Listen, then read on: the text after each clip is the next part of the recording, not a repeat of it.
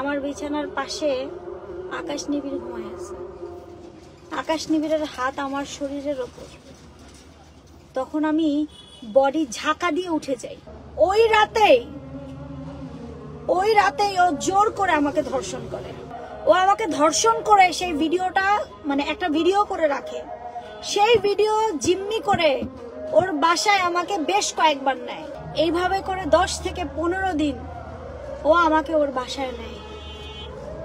একটা কথাই, তুই যদি না হোস ভিডিও কিন্তু ছেড়ে দেব। আসসালামু আলাইকুম। আজকে আপনাদের একটা স্টোরি মানে থাকে না, একটা সুন্দর ঘটনা শেয়ার করব। খুব সুন্দর। সেই ঘটনাটি হচ্ছে একটা মেয়েকে নিয়ে। মনোযোগ দিয়ে শুনবেন আপনারা। হ্যাঁ, একটা মেয়েকে একজন তার বন্ধু, যে তার পেটের মধ্যে ঢুকে সমস্ত কিছু জানে, ঠিক আছে, সব জানে। ওই হলুদ আকাশ নিবিড়ি সাংবাদিকটাই, জাকির কথাটা কিন্তু আমি ওরে বলি, এর জন্য ও জানতে পারছে, নাহলে জানতে পারতো না। এরপরে আসেন আমার দৈনন্দিন জীবনে আমি কোথায় কি করি, কোথায় আমি চা খাই, কোথায় আমি কি না খাই, সবই কিন্তু ওর দেখা। যে কারণে আমি যখন গুলশান রংপুর টি স্টল থেকে খেয়ে ফিরি, তখন কিন্তু আমাকে আক্রমণ করে, তাই না? সে জানে যে আমি রাত হলেই গুলশানে যাই, আমি রংপুর টি স্টল থেকে চা খাই। এবার আসল ঘটনায় আসেন। আমার ছেলে ভালো আছে আলহামদুলিল্লাহ। ঘটনা হচ্ছে, সে একের পর এক মিথ্যা মামলা দিয়ে যাচ্ছে, একের অধিক মিথ্যা মামলা দিয়ে যাচ্ছে। আজকে সকালে আমি মামলায় জামিন নিছি, তার ওয়ালে গিয়ে দেখেন লিখছে বর্ষা চৌধুরী আবার ওয়ারেন্ট জারি। অশিক্ষিত চামার, মাননীয় আদালত আমার জামিন মঞ্জুর করছে। অশিক্ষিত চারাল। এরপরে আসেন, এর চেয়ে বেশি গালি বাবা মা শিখায় নাই আমাকে। আজকে আমি কেন ধর্ষণ মামলা দিলাম, কেন দিছি জানেন? এতগুলো দিন আমি বহুভাবে ওকে থামানোর চেষ্টা করছি, বহুভাবে, কিন্তু ওর ভেতরে একটা লোভ ঢুকে গেছে যে আমি ইন্ডাস্ট্রিতে কাজ করি, আমার সাথেও ব্যাগ নিয়ে যায়, সেখানে আমি ধুমধাম হাজার হাজার টাকা নিয়ে আসি, মাস শেষে লক্ষ টাকা উপার্জন করছি। এটা ওর আর ওর বোনের চোখে পড়ে। প্রথম যখন আমার নামে একটা মামলা হয়, তখন আমাকে ভয়ঙ্করভাবে, আমি তখন মামলা টামলা কিছু বুঝি না, হ্যাঁ সত্যি বুঝি না, ভয়ঙ্করভাবে, হ্যাঁ বাসায় থাকতে পারবি না, তুই আমার বাসায় আয়, আমার বাসায়। আমি আমার মারও জানাতে পারি না, বিকজ আমার বাবা হচ্ছে অসুস্থ, প্যারালাইজড। আমার বাবাকে, মাকে জানলে বাবা জানবে, জানাতে পারি না। এমতো অবস্থায় আমি নিজে বোরখা পরে, ও আমাকে বলে বোরখা পরে শুধু চোখ বের করে রাখবি, তোর নামে মামলা হয়েছে, লুকায় থাকতে হবে। তখন আমি ওর বাসায় যাই। ওর বাসায় যাওয়ার পরে ও আমাকে যে কমিটমেন্ট দেয় যে আমার পাশে ওর বোন আর বোনের মেয়ে ঘুমাবে, আর আমি অ্যান্টি ডিপ্রেশনে আছি বহু বছর ধরে। রুমি মারা যাওয়ার পর থেকে ডক্টরের প্রেসক্রাইবড ঘুমের ওষুধ খেয়ে আমাকে ঘুমাতে হয়। আপনারা মনোযোগ দিয়ে আমার কথাগুলো শুনবেন। এবং তার পরবর্তীতে আমি ঘুমায় পড়ছিলাম ওই রুমটায়। ওই রুমের চাদর এত নোংরা ছিল, ওই রুমটা এত নোংরা ছিল। ওই রুমের দেখবেন ব্যাকে যেই কি বলে এটাকে, পর্দা, ওইটা আমি মৌচাকে গিয়ে কিনি। বিছানার চাদর মৌচাকে গিয়ে কিনি। হ্যাঁ, ওয়ারিং এর কোনো প্রবলেম নাই বন্ধু, ওয়ারিং এর কোনো প্রবলেম নাই, আমি এটা দেখছি, কথা বুঝছো? ওয়ারিং এর কোনো ফল্ট আমি পাইনি বন্ধু। হয়েছে আমি লাইভে কথা কইতেছি। তো পরবর্তীতে আমি ঘুমাচ্ছিলাম, ঘুমের ওষুধ খাওয়া, এটার সাক্ষীও আছে। ঘুমের ওষুধ খাওয়া, আমার হুঁশ নাই, আমি ঘুমাচ্ছি। হঠাৎ করে দেখি অলমোস্ট মানে মিডনাইট বলতে ওরা সারা রাত সজাগ থাকে, মিডনাইট বলতে 3টা কি 4টা নাগাদ। আমি এটাকে আনতে চাই নাই, আমি চেষ্টা করছি মানহানি দিয়ে, আদার্স মামলা দিয়ে ওকে থামাতে। ইভেন তো আমি ওর কথা মতো স্বীকারও করছি যে হ্যাঁ আমি তোর বউ, যেন ও থেমে যায়। কিন্তু না, নাছরবান্দা থামলে ওর ফেসবুক থেকে ডলারটা কিভাবে আসবে? নাছরবান্দা তো ছাড়ার মানুষ না, ডলারটা আসতে হবে। স্টার্ট দিব। নাছরবান্দা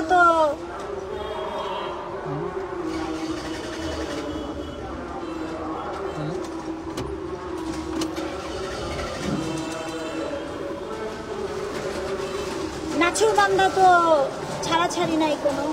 হ্যাঁ, সে দেখি করছেই তো করছেই। পরের দিনই আমি একটা সাধারণ ডায়েরি করলাম। কি করবো? পরে আমি একটা সাধারণ ডায়েরি করলাম যে এটা আমার বাবাকে হেনস্থা করছে, এবং হেনস্থা করার পরে কার চা আমি খাইছি তো না, খাবো না। তো পরবর্তীতে আপনার মনোযোগ দিয়ে কথাগুলো শুনে, পরবর্তীতে আমি ঘুম থেকে মানে হঠাৎ ঘুমটা ভাঙছে। এমনিতেই টেনশন, যারা জায়ানকে রেখে আসছি ন্যানির কাছে আলাদা, মানে জায়ানে যে জায়ানকে পালে, তারপরে এরকম একটা মামলা, খুবই আতঙ্কিত, আমি ভীত। পরবর্তীতে আমি ঘুমাচ্ছিলাম, হঠাৎ করে দেখি ওর বোনের মেয়ে আর মা আমার বিছানায় নাই। আমার বিছানার পাশে আকাশ নিবিড় ঘুমায় আছে। আকাশ নিবিড়ের হাত আমার শরীরের ওপর। তখন আমি বডি ঝাঁকা দিয়ে উঠে যাই, কিরে তুই এখানে কি করস? আমি ভয়ঙ্কর ভাবে ঘাবড়ায় যাই, খুবই জঘন্য ভাবে আমি ঘাবড়ায় যাই। আমি ওকে 10,000 টাকা পেও করছি, চাদর কিনছি, ওর ব্যাকড্রপে পর্দা কিনছি যেন লাইভ করতে পারি। ও একটা সুন্দর ম্যাপ এঁকে ওর বাসায় আমাকে নিছে। ওই রাতেই ও জোর করে আমাকে ধর্ষণ করে, এবং পরবর্তীতে ওইটার ভিডিও করে। ওই ভিডিও দেখায় গত 3টা মাস আমি মামলা করার আগে আমি যে কথা বলছি সেটা হচ্ছে আমি পৃথিবীর কাউকে বলি নাই, আজকে আমি শুধু আদালতে বলছি। কাউকে বলি নাই, আজকে আদালতে বলছি। ও আমাকে ধর্ষণ করে সেই ভিডিওটা, মানে একটা ভিডিও করে রাখে, সেই ভিডিও জিম্মি করে ওর বাসায় আমাকে বেশ কয়েকবার নেয়। আমি তো আতঙ্কিত, আমার একটা মেয়ে আছে, আমি এই কথা বললে আমার মেয়েটার কি হবে, ভবিষ্যৎ কি হবে, এই ভেবে আমি চুপ করে এতদিন যাবত, বিশ্বাস করেন, মানহানি মামলা, আমারে যে আক্রমণ করছে, আমি ভাবছি ও থামবে, কিন্তু থামে না। নাছরবান্দা থামে না, দিন শেষে ওর আমাকেই লাগবে। এইভাবে করে 10 থেকে 15 দিন ও আমাকে ওর বাসায় নেয়। একটা কথাই, তুই যদি না হোস ভিডিও কিন্তু ছেড়ে দেব। তখন আমি বুঝতে পারি না আমার কি করা উচিত। এবং যখন 31 পর্যন্ত এটা চলে, 30শে ডিসেম্বর পর্যন্ত চলে এটা, 30শে ডিসেম্বরের পরে যখন কিনা আমি বিগড়ায় যাই, আমি আর যাব না। আমাকে অনেকবার ডাকায়, আমি বলছি আমি আর যাব না, তুই যা মন চায় কর। ভিডিওটা আপনারা শুনছেন, ওই ছাড়ছে, তো যা মন চায় কর, যা, আমি আর যাব না, আমি আর যাই না, ঠিক আছে, আমি আর যাই না। এবং যখন যাই না তখনই ও আমাকে দেয় ম্যারিড টু বর্ষা চৌধুরী, আরেকটা ব্ল্যাকমেল শুরু। সেটা কি, আমি তার বউ, যেটার যুক্তি ভিত্তি নিকানামা কিছুই নাই। এবং বউ বউ বলেও ও সমাজে আমাকে হেয় প্রতিপন্ন করে, সামাজিক আর্থিক আমার কাজ পুরো ফিল্ড নষ্ট করে দেয়। আজকে আমাকে উইমেন্স সেন্টার থেকে বলছে আপনার লজ্জা পাওয়ার কিছু নাই। হ্যাঁ, উইমেন্স সেন্টার এটা হচ্ছে গিয়ে মহিলাদের নিয়ে কাজ করে, পুলিশরাই, সমস্ত পুলিশ অফিসাররা মেয়ে। সেখান থেকে বলছে আপনার ভয় পাওয়ার কিছু নাই, অনেক হয়েছে, এবার আপনি সত্যটা বলেন। কেন বলবেন? কারণ সত্যটা না বললে এই ছেলেকে আটকাতে পারবেন না, আপনাকে খুনও করে ফেলতে পারে। তারপরে আমি চুপ ছিলাম। যখন ও ডেকেও আমাকে পায় না, বারবার ডাকে আমি যাই না, বারবার ডাকে আমি যাই না। এবং আমি ওরে হুমকি, আমি ওকে পাল্টা জবাব দিছি, যা ভিডিও ছাড়, ভিডিও ছাড়, যা, তুই জোর করে আমার ধর্ষণ করছিস, জিম্মি করে করে তুই তোর বাসায় আমার আনিস। ও কিন্তু বলছে, দারোয়ান কিন্তু বলছে যে আমি ওর বাসায় যাই। ও কিন্তু বলছে 2 মাসের সংসার। ওর মুখের কথাতেই আপনারা বুঝে নেন, ওর নিজের মুখের কথা, বিয়ে করছে। তারপরে কি করলো, যখন আমি আর যাই না তখন গিয়ে ও বউ দাবি করলো। পরবর্তীতে আমি মানহানি মামলা করি। মানহানি মামলা করার কারণ হচ্ছে ও যদি থামে, থামলো না। তারপরে প্রকাশ্যে এসে আমাকে হুমকি দিল, ও আর ওর বোন ছুরি দিয়ে আঘাত করলো, মামলা হইল, জেলে গেল। একটা জেল, একটা আদালত জামিন তখন দেয় যে জামিনের কিছু ক্রাইটেরিয়া থাকে, শর্ত থাকে, যে এই কাজ করা যাবে না জামিনে বেরিয়ে আসলে। সে তার 3 গুণ করে, এবং ওই 3 গুণ করার কারণে আজকে বিশ্বাস করেন আমি বাধ্য হয়েছি ধর্ষণ মামলা দায়ের করতে। আমাকে অনেক জোর করে, টাকা পয়সা, ওর মা বলেন, ওর বোন বলেন। আমি ওর মা বোন নিয়ে কথা বলবো না, আমি ওর শ্রেণীর না। ও যেমন আমার বাবাকে গিয়ে হুমকি ধামকি দিয়ে আসে, আমার বাবাকে বলে আমি আপনার মেয়ের জামাই। সেটার জন্য আজকে একটা এজাহার হয়েছে, মামলা হয়েছে। এবং আমি না পারতে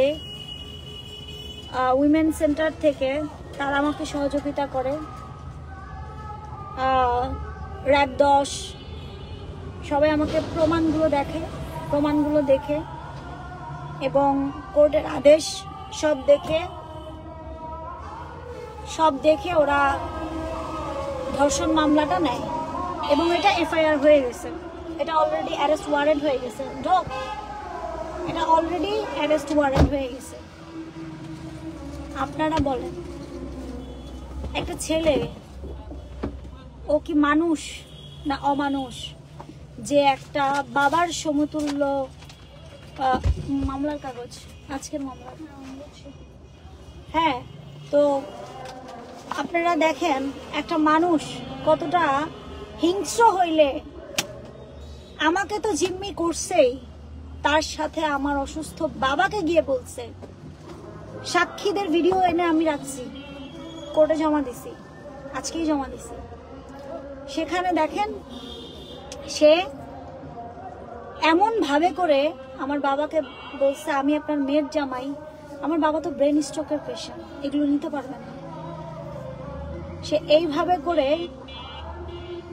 আমার বাবাকে হ্যারেস করে আসে। আমার বাবা চিৎকার করে কাঁদে। আমার সাথে যাই হয় না কেন, মামলা হোক, এই হোক, সেই হোক, আমি কখনোই আমার বাবা মাকে জানাই না, বিকজ তারা সিক।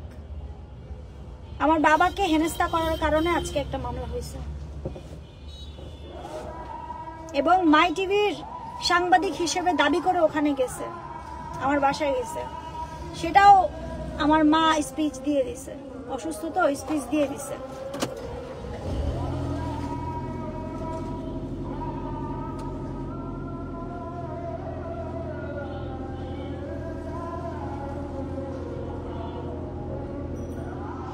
অভিশাপ দিয়ে লাভ নাই, সত্য তো সত্যই।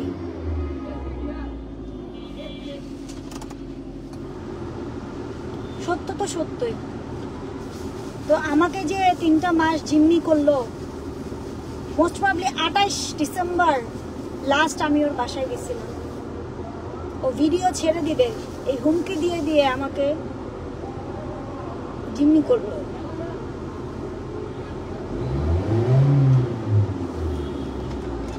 ঠিক আছে। এবং পরবর্তীতে আজকে উইমেন হেল্প সেন্টার থেকে যারা মহিলা পুলিশ আছে তারা আমাকে হেল্প করলো, সমস্ত কিছু জানলো।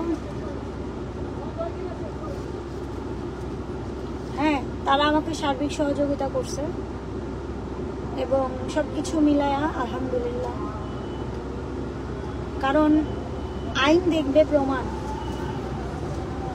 আমি যদি সত্য স্বচ্ছ হই সেটা আইন সুন্দর করে দেখবে, আর আমি যদি মিথ্যা হই, আমি যদি মিথ্যা নিয়ে চলি তাহলে অন্যটা।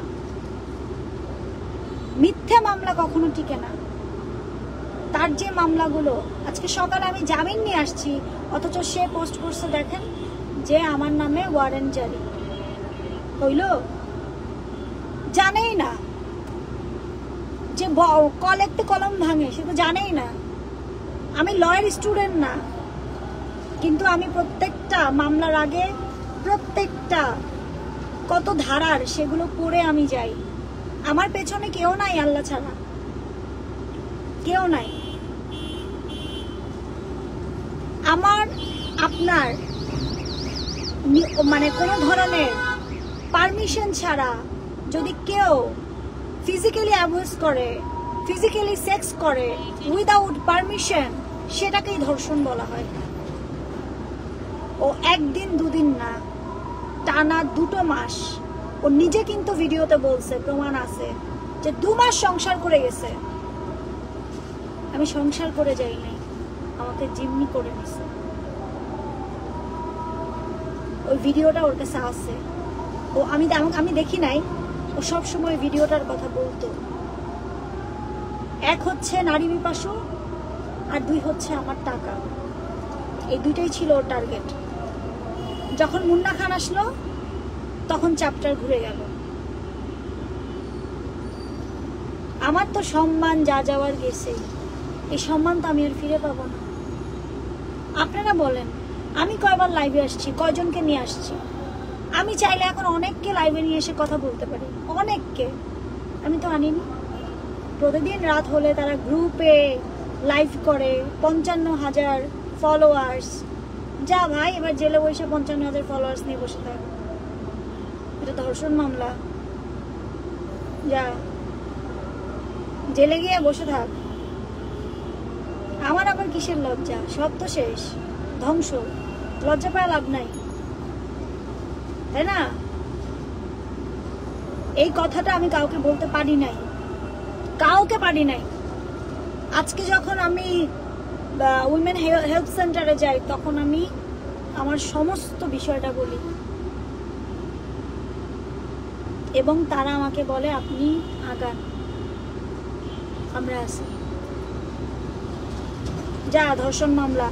তোর বোন আর তোর মেয়ে, তোর বোন আর তোর বোনের মেয়ে যে বিছানা থেকে সরে গেছিল উঠে, আমি তো ছিলাম ঘুম। তুই আকাশ নেবের যে পাশে এসে শুইছিলি, আমি কি দেখছিলাম? তোর বাসায় আমারে কেমনে করে নিছিলি? মামলা মামলা মামলা, অ্যারেস্ট হবি অ্যারেস্ট হবি। তুই নিজে নিয়ে গেছিস, সাক্ষী আছে। আমার বাসার সিকিউরিটি থেকে, দারোয়ান থেকে শুরু করে সব সাক্ষী আছে। আমি এটা আনতে চাই নাই। আমি মানহানি দিয়ে, যখন বউ দাবি করলি, মানহানি দিলাম। মানহানি দিয়ে, আদার্স দিয়ে আমি চেষ্টা করছি যে তুই থাম।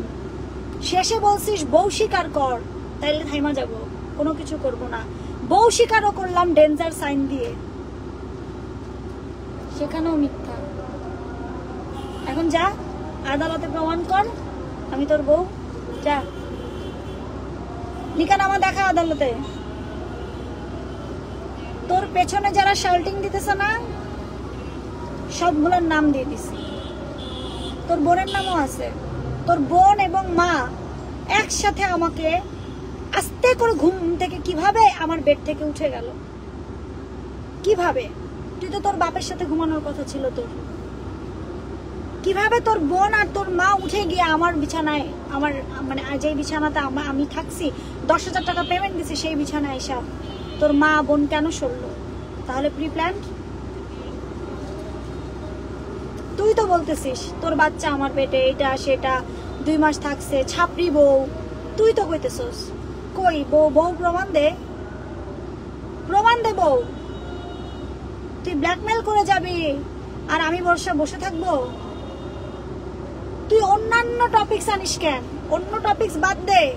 অন্য টপিকস দেখার জন্য বাংলাদেশ সরকারের অনেক মানুষ আছে, ডিফেন্স আছে, প্রশাসন আছে। তুই তোরটা নিয়ে ভাব। আবারও বলছি, আমি আইনের চোখে ক্রিমিনাল না হইলে আমি এতদিনে হাজতে থাকতাম। 4 দিন তো জেল খাইতে আসছিস, এখন দেখ আগাম জামিন দেয় কিনা তোরে। এটা ধর্ষণ মামলা, পাস কিনা দেখ। সহযোগী তোর বোন। যা সারেন্ডার করতে যা, সিডব্লিউ তে আবার দিবে ঢুকায়, বুঝছস?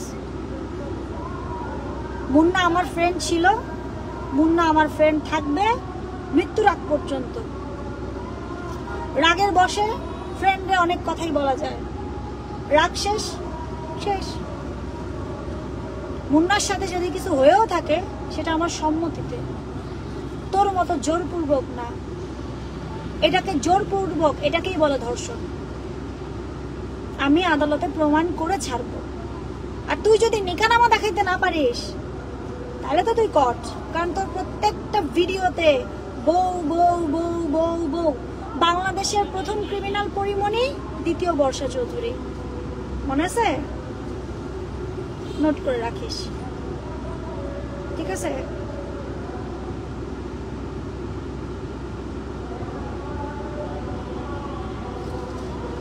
আমাকে সবাই ধর্ষণ করে না আপু। আমি শুয়ে আছি, আমার বেডে কেন আসবে ওই ছেলে? কেন?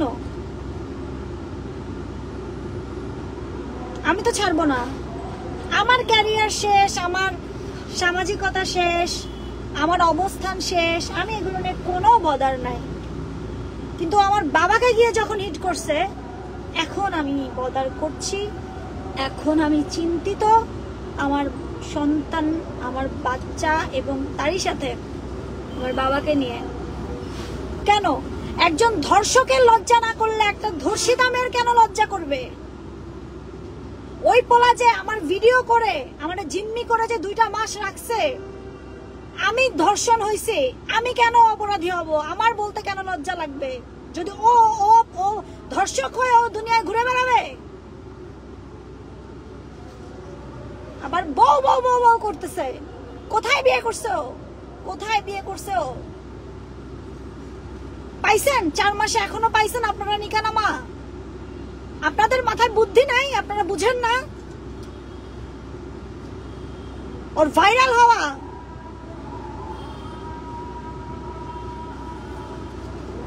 ও যদি আদালতে নিকানামা প্রমাণ না করতে পারে ওর অবস্থা কি হবে শুধু দেখবেন। 4 দিন জেল খেটে তো আসছে, এবার দেখেন কত সপ্তাহ জেলে বসে থাকে।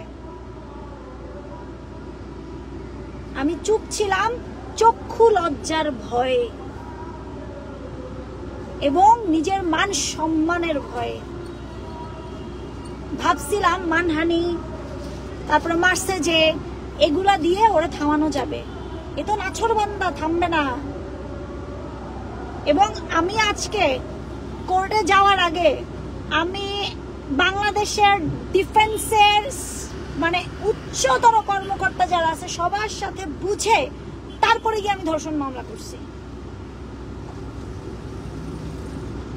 যা কোর্টে যা, সিডব্লিউ তে ওয়ারেন্ট নিয়ে আয়, যা ওয়ারেন্ট কি বলে জামিন নিয়ে আয়, যা দিবে এবার হামদায়া, যা। এই সত্যটা আনতে চাই নাই, তুই আনতে বাধ্য করছিস। আমি বর্ষা, আমি ক্রিমিনাল না। আমি যদি ক্রিমিনাল হতাম আমি হাজতে থাকতাম, বিন্দাস ঘুরে বেড়াইতাম না। আলহামদুলিল্লাহ I am not a criminal. আদালতে যাই প্রতিদিন, আদালতের চোখে আমি ক্রিমিনাল না। তোরা 100টা মিথ্যা মামলা দিবি আর আমি একটা দিব। তোদের 100টা সমান একটা, কাজের মতো কাজ, জায়গা মতো জায়গা। ঠিক আছে, ভালো থাক। এই লাইফটা শুধু তোর জন্য, তোর family included, your mother included, your father included, তোর ওই যে সাবলেটের যে রুমের মহিলা, ওই মহিলা যেই রুমটা সাবলেট ভাড়া দিছিস ইনক্লুডেড, তোর বোন, তোর বোনের কিছু ভিডিও আমার হাতে আসছে, ওগুলো আমি আদালতে দিব। ডিজিটাল প্ল্যাটফর্মে দিব না, কিন্তু আদালতে দিব। প্যাড বের করে সিগারেট খাইতে খাইতে যে ভিডিওগুলো করছে না, সব আছে আমার কাছে, জায়গা মতো দিব। আর আমার 14 গোষ্ঠীর খানদান কিন্তু মরে নাই, বাইচা আছে। আমারে কেউ হিট করতে করতে সুইসাইডাল অ্যাটেম্প পর্যন্ত নিয়ে নিছি আমি, তোদের মতো পিচাস, নর পিচাসের জন্য। আমার কোনো গডফাদার নাই, আমার মাথার ওপর আল্লাহ ছাড়া কেউ নাই। তোরা এতগুলা পুরুষ আর আমি একা একটা মেয়ে, তোরা আমাকে মানসিক রোগী বানায় ফেলছিস। হসপিটাল থেকে সার্টিফিকেট দিয়ে দিছে। আয়, কোর্টে দেখা হবে, আয়।